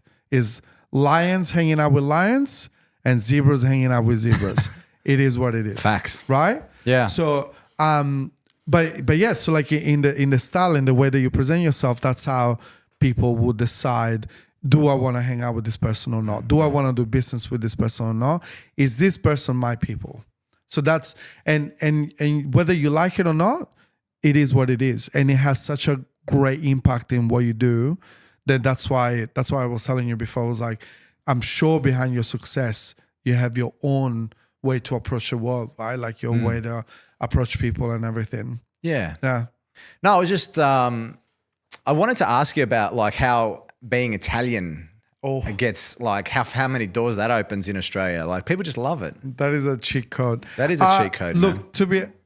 all right. So I'm telling you, man, there's a fun answer and there's the real answer. Can I guess what the fun answer is? Opens a lot of doors. Okay, give me the answer. So the fun answer is that it does open a lot of doors. Like it's so awesome. I mean, like it's I've decided to like live my best Italian self, and like I remember like when I first got here, like I was trying to work on the accent and trying to lose it a little bit, but now no, like I'm living my best Italian self. That's right. The less fun answer is, and I don't want to bring this down, but like the less fun answer is that when I got to Australia, I got here as like in Italy, I was a professional. So, like I was an accountant and, like the degree and so on. And in Italy, we have this thing where, culturally, lawyers, accountants and so on, like they've seen doctors, they've seen as high society, dottore, like, let's call them, but dottore. Yeah? So much so that whenever you graduate uni, like you can ask for people to call you doctor, like dottore, right? Anyways, So I got to Australia, you know, like I'm laughing because my grandparents did that with us, like, or were hoping to do that with us. We never actually graduated uni, but they would call people who had like qualified like TAFE courses and stuff. Doctor. Yeah. So, so, you know, when I got to Australia, I kind of like got that identity and you know, like my English was broken. Like when I got to Australia, I had 4 months of practice of English. What year was that? 2009. Wow. And you know, like working in a cafe. So the reality is that I had this feeling, I had this chip on my shoulder. I had this feeling that people will look down on me.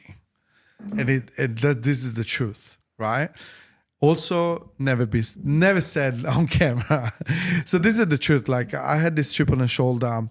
I felt like people weren't giving me the importance that I thought I deserved, or like it was just like a very, very different. And the more that I was fighting it, and the more that, you know, I could see that they will hear the accent and they would just like mistreat me, like people in general. So for me, it wasn't like great from the start. Like it wasn't. I thought that was also another defining moment for me on representing myself to the world, like in the way that I do now. Like I felt like just by wearing the clothes I want to wear, like people treated me differently back then. It's also a responsibility point, right? Like you are then taking responsibility for how people see you, rather than blaming and pointing the finger at everyone saying, this guy doesn't think anything of me, that guy doesn't think. It's like the world doesn't work that way. So what can I do? Yeah, you say, no, I'm going to get my respect. I'm going to take it and earn it. And that's what people don't realize is like you get treated as good as you deserve. You know, it's just how it is. Oh, as good as you let them. Yeah. As good as you let them. So, yeah. So for me, I mean, the Italianness, it was a little bit of a tough road. But now, like, you know, it is looking at it, you know, 15 years later. I went to uni in Australia as well because of this chip on the shoulder. I felt like I was lesser than people around me, and I was like, no way, like I'm the same level or more. I want you to know that like we're the same level. That's why I went into that journey. And obviously, like I wanted to go to uni because in Italy, I mean, I don't know if you can see me as an accountant, but it wasn't my passion. So when I went to uni, I went to like do something that I was interested in, and it was a very different experience. And then now, like I said, like I've kind of embraced it because I feel more accepted, and I feel like. Are you doing people emceeing responding. as well? Like, are you what are you doing on stage a lot? I see you on stage. Are you doing emceeing and things? Yeah. So I imagine that it'll work really well. You're just a great speaker and a great energy. Oh, thank you.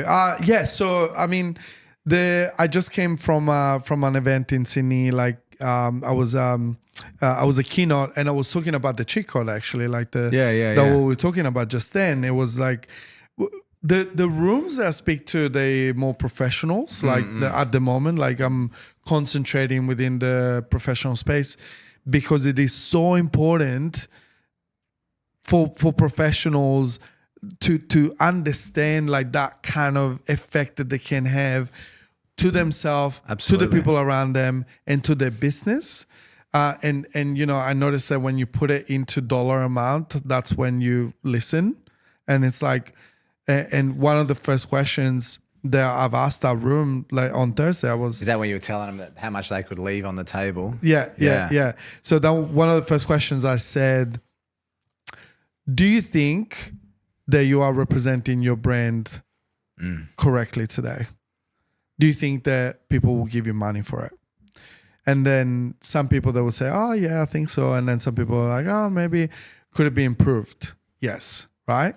So then when I say representing a brand, I don't mean like wear the colors of your brand, like, you know, color shot for shot, not yellow and black or something like that.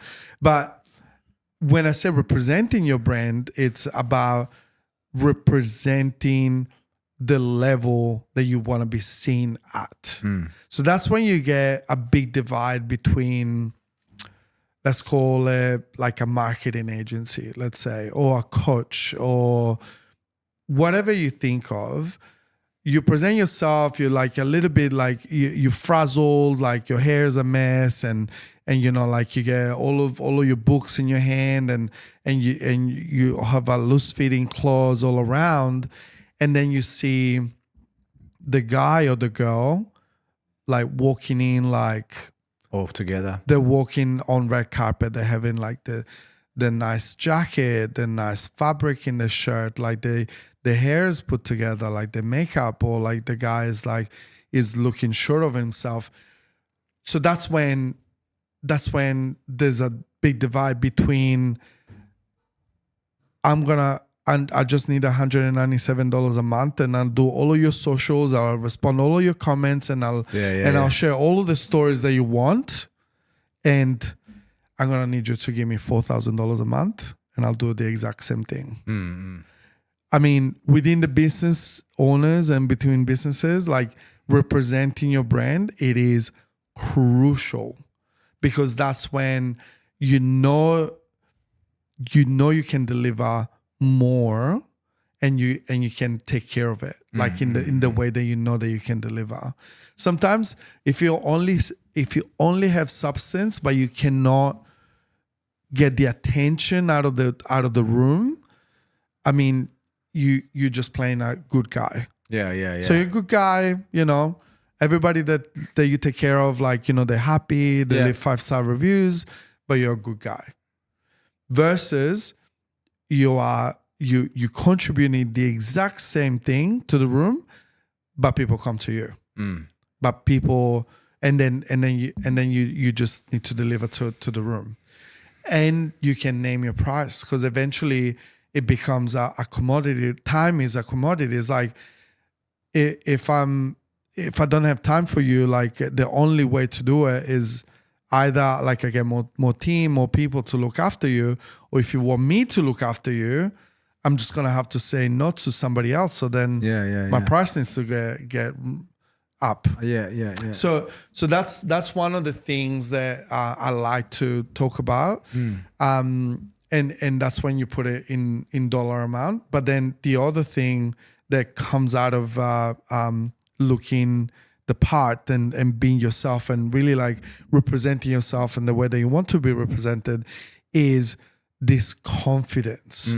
It is so underrated. And the way that I describe it is you are tipsy. Did you notice if you're tipsy, things happen? Let's go to this guy. Let's have a party. Oh yeah, you guys come with us. So we're having so much fun.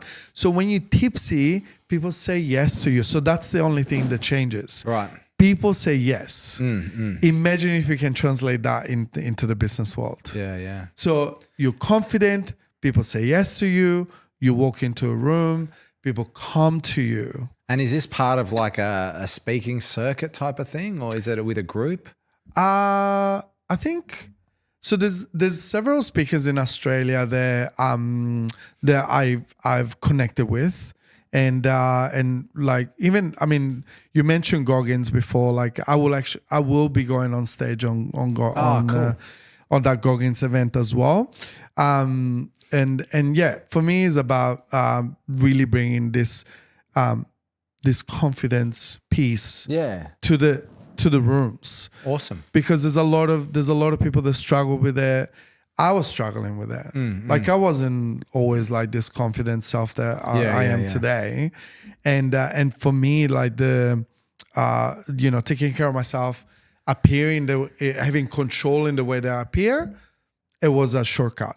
So when you were in Italy, like and you don't have to unpack it if you don't want to, Go for it. Yeah, but like, so you mentioned like addiction and traumas growing up and stuff. What was that like? And how did you then, because that's the truth of it is that's the hard part, right? Like, so how did you deal with that and what happened?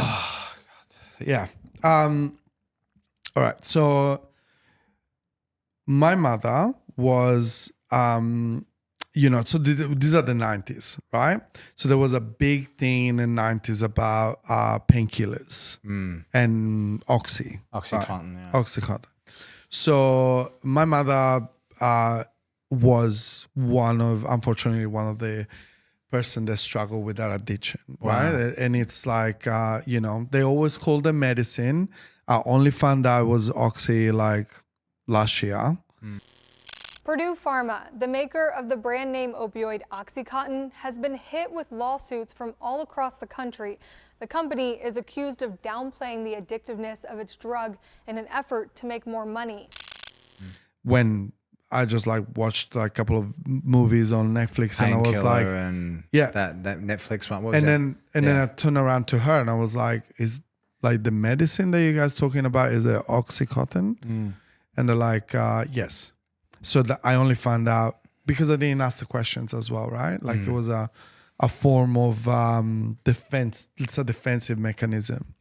So, this is me like 10-year-old, 11-year-old. And those ones were the first signs of my mother like going down to a road of depression. So she's Argentinian. I was born in Argentina too. And she fled the country because of, I guess, the 80s and the judgment. So I'm a product of adultery. So I was my real father, like my biological father is in Argentina. So then, there was dictatorship. It was a mess. Like she came to Italy, had a hard, single mother for a little bit. And then with my dad, she then went into depression when I was like around 10, 11 years old. And, it was a lot of like her lying in bed all day. Like these are the memories that I have, like, being basically sedated, like couldn't like slurring her words and being able to speak to me, right? Wow. And then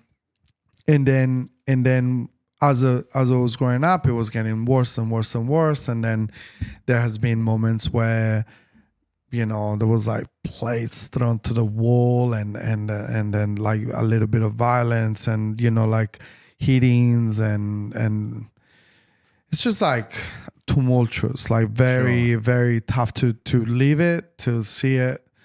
And when you're little, you don't understand it, right? Like you're just like, it's your normal.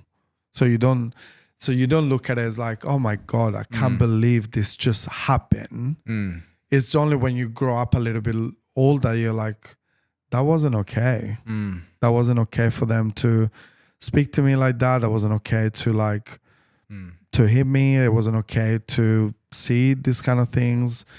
And, so, and then she tried to take her life multiple times. And then 2 of those times I was there and, I had to like break down the door and, and be there and call like 000 and like all of this stuff. So, so, I mean, that was it. Like, this is probably generally awful. Yeah. This is probably what I can share. That feel like safe to share. And so, how old were you then when you got out of there? And like, so obviously, like as I was growing up, I was I then developed this independency. So I was only child, but I developed independency. Yeah. And so, like I had my scooter, my little Vespa when I was like 14 or something. And I was always out. So I was at school, come back home, have a quick lunch, out. And I would play basketball. Yeah. So that's how I became, semi-pro in Italy, because I was like going to the basketball court for like half a day every day. Right? Yeah. So then and I think that was a good influence because you have like the competitiveness and it like teaches you how to push yourself and ask more of yourself and be the best and so on. So that's how it was. So then by the age you know, like late teenagers, like 16, 17, 18. It was me just barely being in the house, being as least as possible. And go where and find what I was missing in the house out. So that's how I developed my character, my energy, because I recognized that by giving this energy, I will get back what I needed. So I needed love. I needed people being sweet to me, or I needed people admiring me. Like I needed. Like my parents, they never even came to like one game. Yeah.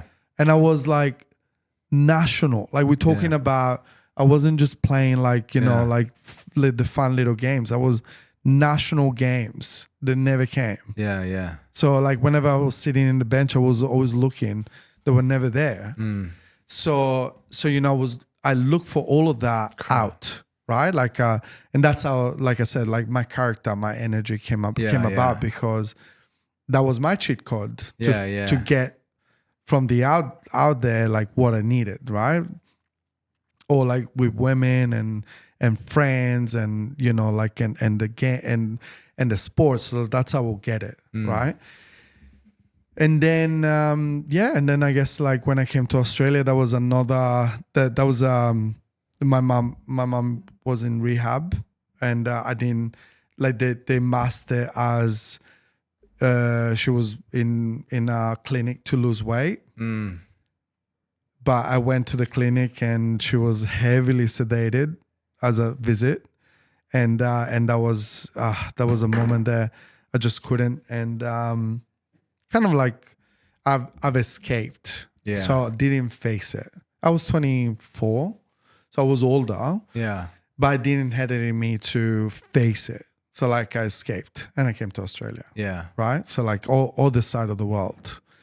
At the time, it was a girlfriend that took me to Australia, but what really happened, I escaped the world that was I just was the in. excuse, yeah. Exactly. And then like I said, there's like, you know, I look after myself, like, you know, like I paid for my uni in Italy, and then I paid for my stuff in here.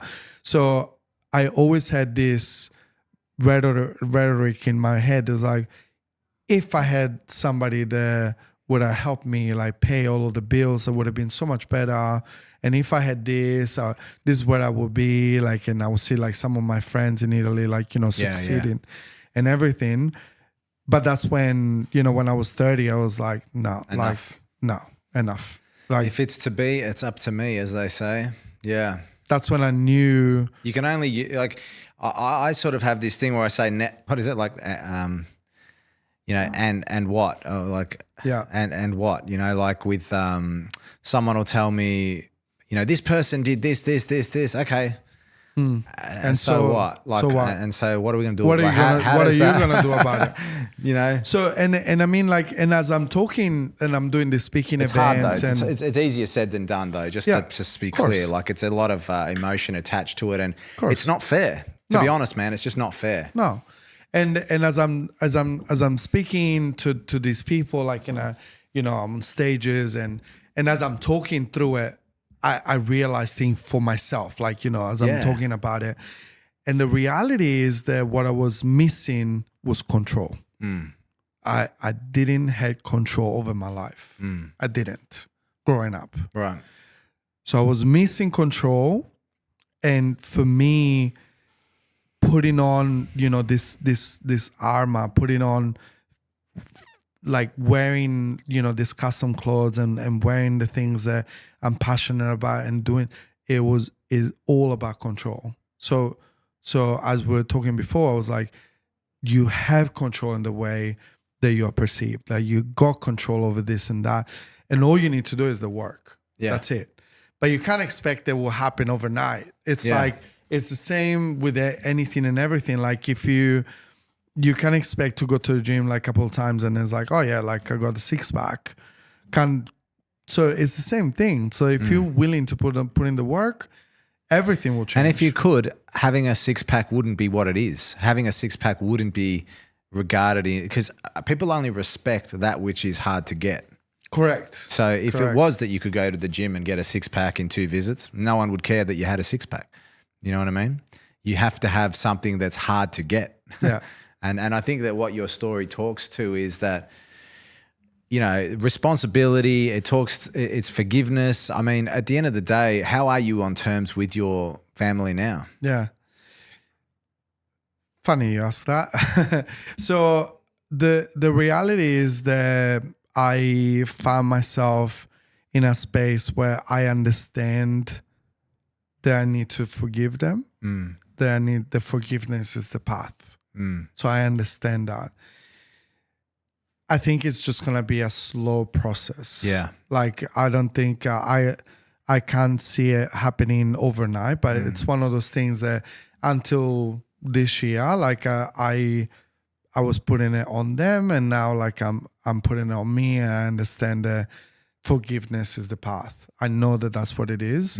It's just It's hard. difficult. So it's but I mean, speaking terms, it's not like that I don't talk to them. I talk to them every week, every couple of weeks, like we're always on the phone. And but the problem with the that I have with the forgiveness in particular is that they seem to have this like experience that's completely different from my experience. Like I talk to them and I'm like, this happened, and they're like, Nah. no, or like that I'm remembering wrong, or Yeah. it's just like, and it's not that not acknowledgement, or if they acknowledge it, then I spend 15 minutes talking about what they acknowledge, and then an hour 20 to tell them, no, like you are a good mom and you're not the worst in the world, and you know, like, and they make it about them. Yeah. So then it's like, like, you know, it's one of those. One of the most powerful things that was said to me, and I wish I could remember where I got this from, but and it's been true for me because I've had similar situations, different, completely different, but same sort of basic sort of scenario. And you know, I was told that, you know, forgiveness is for those who don't deserve it, and that really sort of struck me because, like, you know, that's the hard part about forgiveness, is that it's actually for the people that, like, otherwise it's not really difficult. Like, you know, you can forgive someone who, oh yeah, well, they're worthy of forgiveness, you know, because there was an accident or blah, blah, blah, you know, but that's not what forgiveness is. Forgiveness is actually letting go of something that was really wrong, you know, and being able to entirely let go of something that is totally wrong. And you know, it's powerful, you know, because you actually let go for yourself as well. It has a massive power on you, and it has massive power in the universe. Like, it changes lives if you can actually get it done properly, to just be able to genuinely let go of something and no longer care who was right or wrong, and just move on. You know, it's freedom. Yeah. No, it's And it's way easier said than done. and that's why I know that's the path. I know it. Like, and I feel like in anything, like it's, I mean, like, you know, marketing, right? Like, it's like, you don't know that you have a problem, then there's awareness.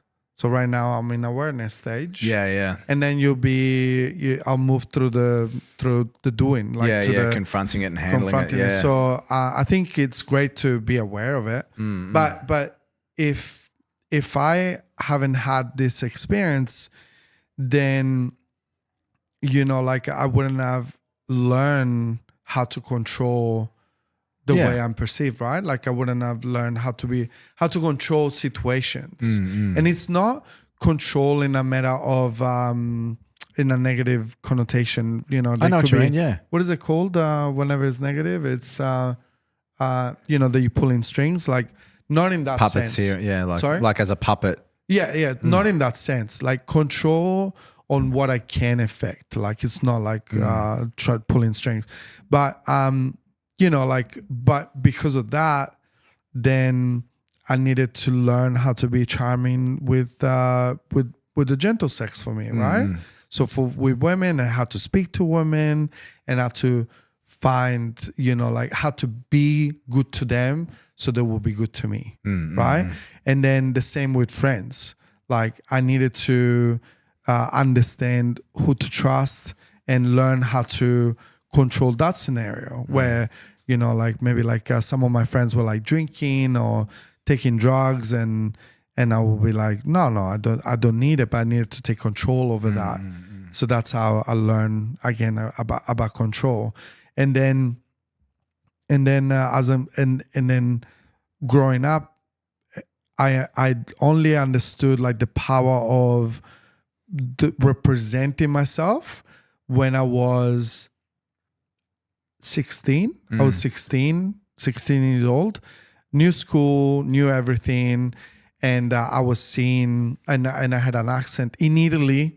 I had a different accent that I was meant to have in that school. Yeah. So, you know, like I was picked on, and, you know, like it was a bit tough. And then I remember still like I was working over summer, and I got like a little bit of money, and then I went out and bought like a new wardrobe for myself, like back then, but nothing fancy. It was like literally the markets. I went to the markets and I get some stuff together. And then the reaction that I was getting out of the classroom, it was ridiculous. And that year, everything happened to me. Like, you know, like I had a girlfriend, I had this, I had that. Like people were like looking up to me, wanting to be around me. And that's when I think, I mean, this is the first time I say it out loud. I feel like that is the year that I understood the power of personal branding. Confidence. Like you became Big B. Grande true, Bruno. Tell us about Super Bruno. Tell us about the brand now, man. Like, I guess so Falcone, yeah? Yeah. Tell us about it. Why Falcone? Where's its origins? What's the story? Well, Falcone was, Because not your surname, obviously. No. Right? Yeah, Cortigiani, yeah? yeah, that's it. So there's a few reasons, right? Like at heart, one of the big reasons is like the anybody that wears House of Falcone, I want them to feel like they stand up for themselves.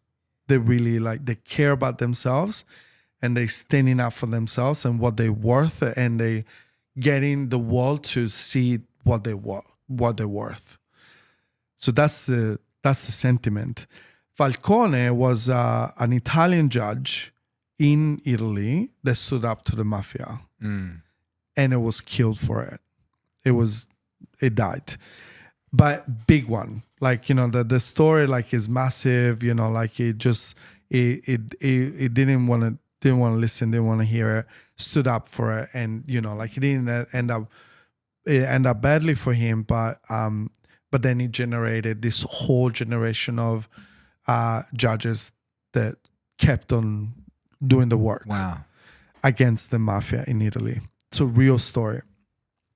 And then from a branding perspective, I mean, and this is like we're going from ideals and the thought behind and the real true passion to then there's from a marketing perspective, there's the pluses that it is not my real name. So as I'm becoming a public figure, as I'm being a little bit more public, speaking in big rooms and international travels and so on, I feel like I also wanted to separate.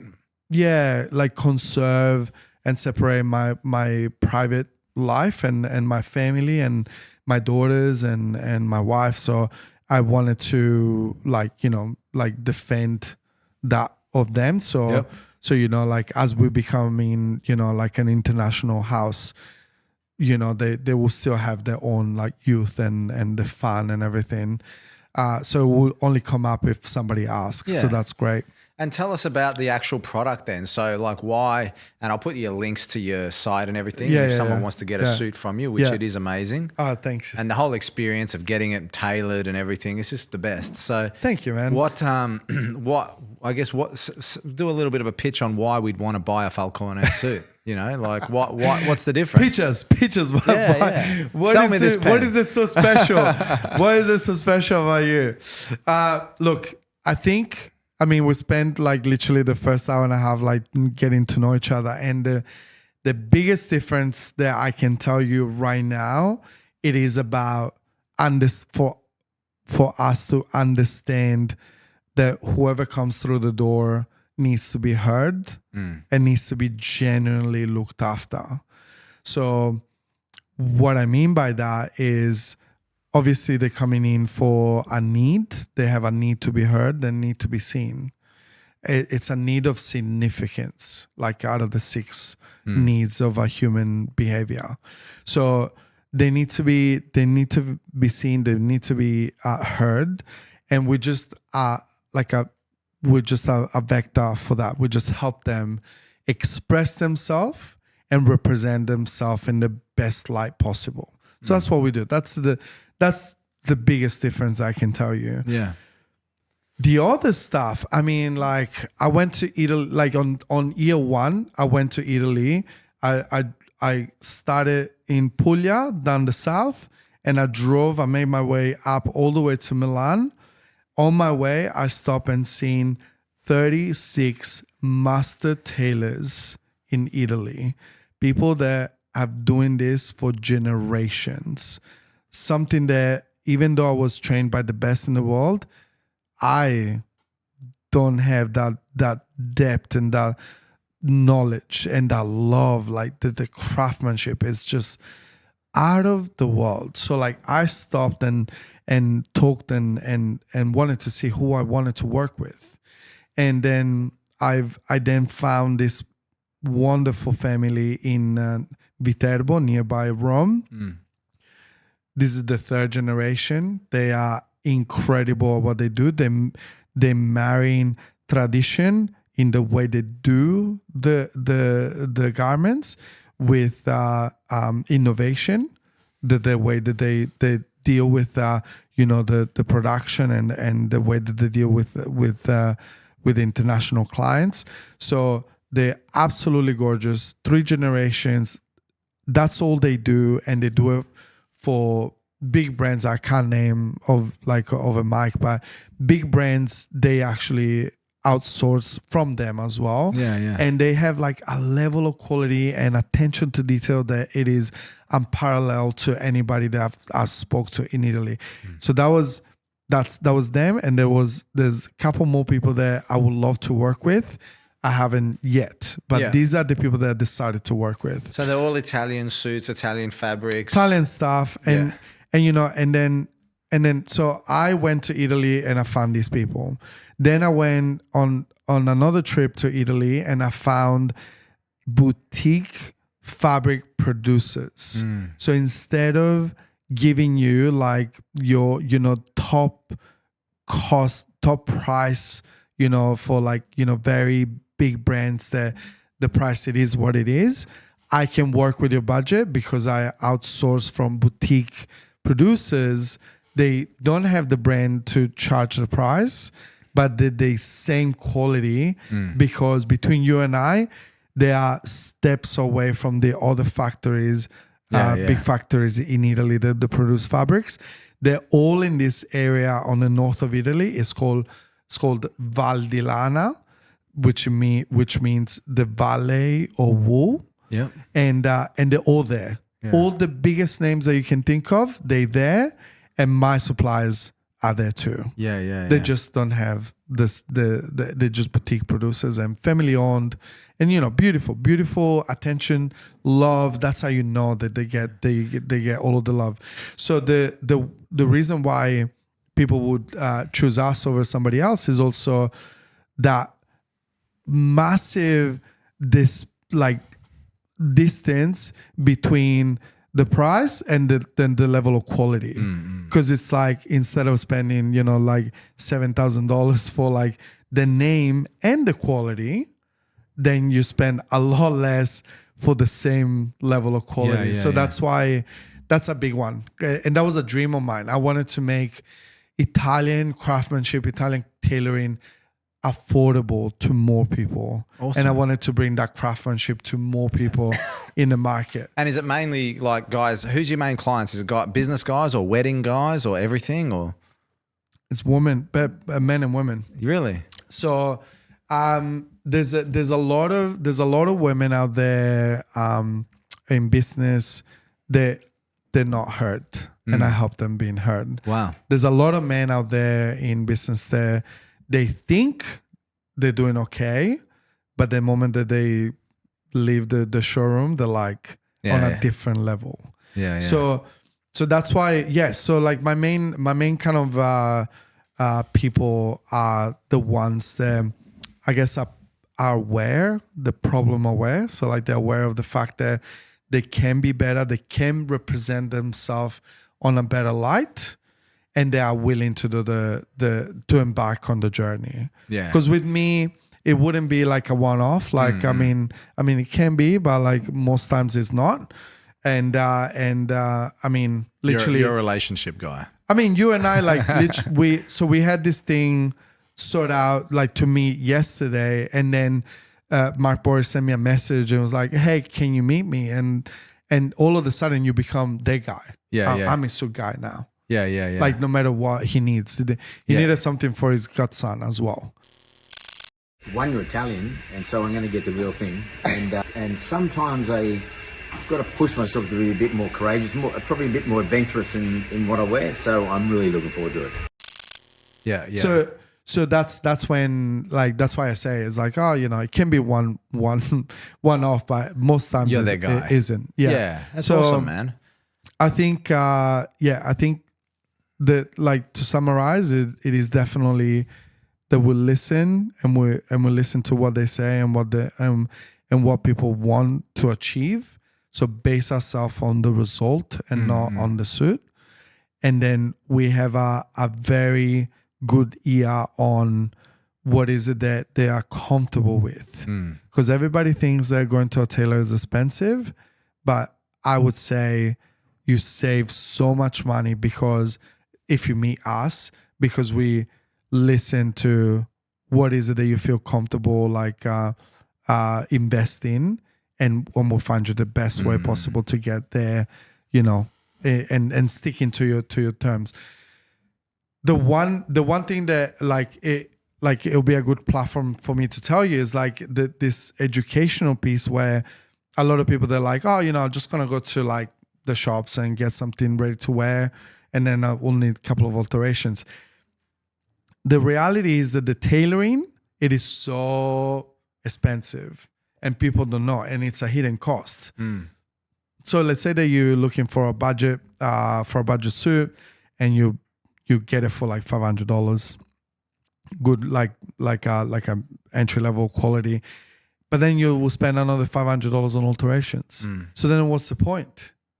Yeah. So, and it's also, so then you're spending $1,000 and in 10 years time, like I actually have my wedding suit, and you know, it's now been 15 years. Fortunately, I can still fit into it, but I put it on. Oh, look at you, and of course. It's a thanks. model.